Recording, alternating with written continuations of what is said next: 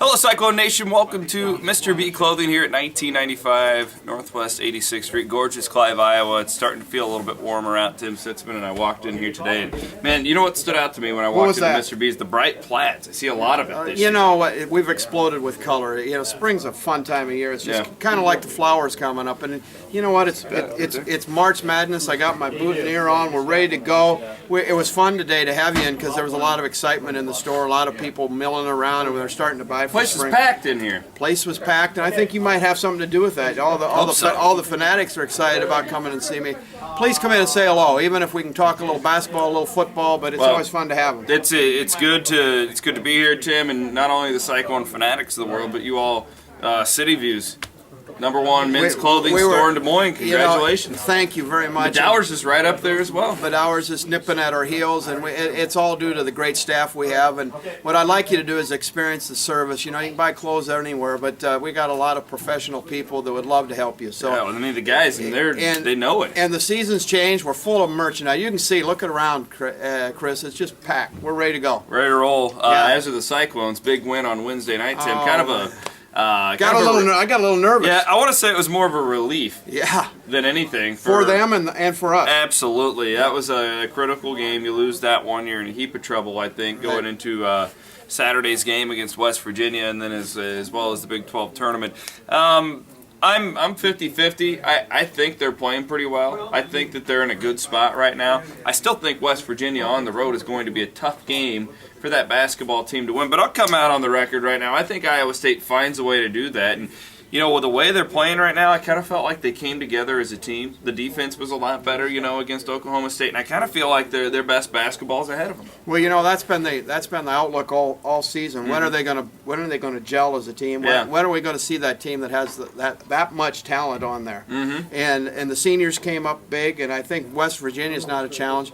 I just hope they go into the tournament, the Big 12 tournament, with just a real relaxed feeling, because they've been under a lot of pressure, a lot of scrutiny because of that talent. Yeah. And I think they're going to go into that Big 12 tournament with nothing to lose, and maybe, who knows, maybe we can come out there with a Big 12 title. And that's very possible. Very possible. I mean, because you look, it's either they're going to be Oklahoma State or Oklahoma in the first round.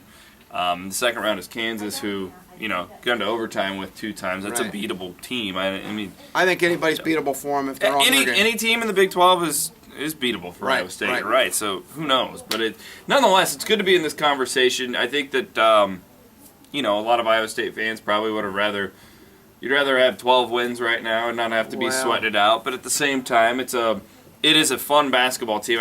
If Iowa State does make the NCAA tournament, here's my prediction: they're going to be that trendy upset team who everybody's picking to upset and potentially go into the Sweet 16. You're already seeing a little bit of that right now. They're a hard team to match up with, and they're going to be kind of the flavor of the week leading up to the big dance. I totally agree, and I think there's a lot of excitement there. We've been, like I said, not to reiterate, but we've been waiting for this team to gel. Mm-hmm. If they do, it'll be really fun to watch.